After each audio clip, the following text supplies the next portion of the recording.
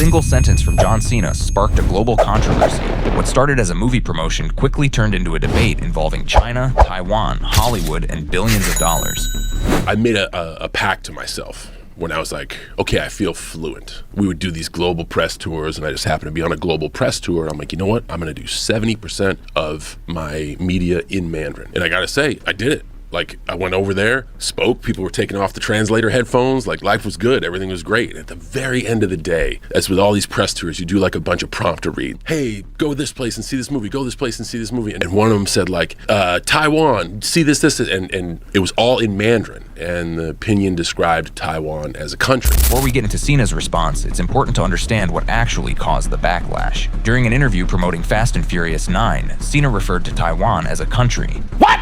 That might sound like a small detail. No, you cannot. But because China considers Taiwan part of its territory, the comment immediately became politically sensitive. Now, over there, they look through a different lens. Like, geopolitics are murky waters, man. When I learned, I just said it, left, everybody was cool, I did my thing. Like, I read the prompt, it was like a Ron Burgundy moment. Like, go fuck yourself, San Diego. It's like the most offensive thing you can say. So I'm like, man, good job, John. You did 70% and people understood what you were talking about. And then they put that out and everybody was like, what the fuck did you just say? That's not how we do it over here. And it was a pretty tense moment for me. Like, I had to apologize to China, and in apologizing to China, I pissed off my home country. I'm a patriot. I love the United States of America. The reaction was fast. After criticism spread across Chinese social media, Cena posted a video apology in Mandarin. He said he had made a mistake and expressed respect for China and the Chinese people. 必须说，现在就是很重要。我爱更尊重中国，更中国人。我很抱歉，对我的错误，对不起，我很抱歉。 While he never directly revisited the Taiwan comment, most people saw the apology as a response to that original statement. Everything it stands for, but like it was never enough, nobody was happy, everybody was fucked up. It was like murky waters for me personally, and it was weird. Like, I think I might have been the only guy almost to get canceled for doing his homework. You know, like, we're trying to learn and try to do something, but the cool takeaway, you know, we can learn from every mistake. My mistake was just because you know the language doesn't mean you know the culture. This situation wasn't just about politics, it was also about business.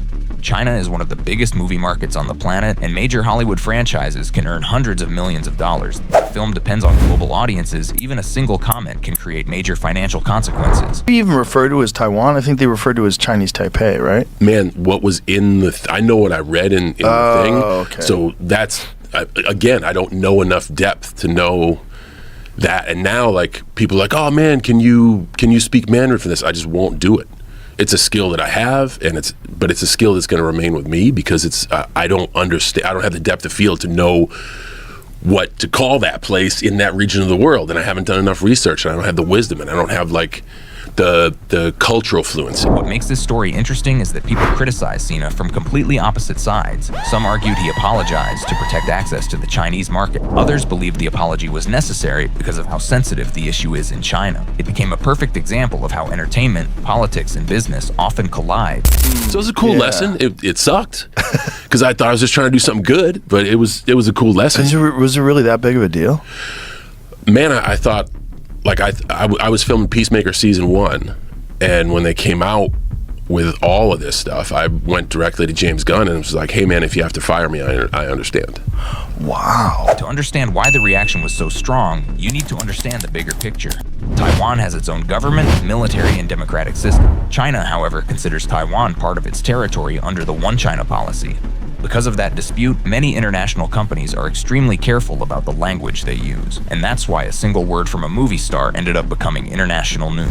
And it was that serious? Yeah, and it wasn't even words that you wrote. Someone else, the WWE wrote it? That doesn't, no, it was for the movie I was promoting. Right, so the movie, the people that made the movie wrote it. So I don't know. Like, when you do these press tours, let's say, if I'm doing a movie for Warner Brothers, let's use Peacemaker as an example. I'm doing a global Peacemaker tour, and we go into China or we go into South America.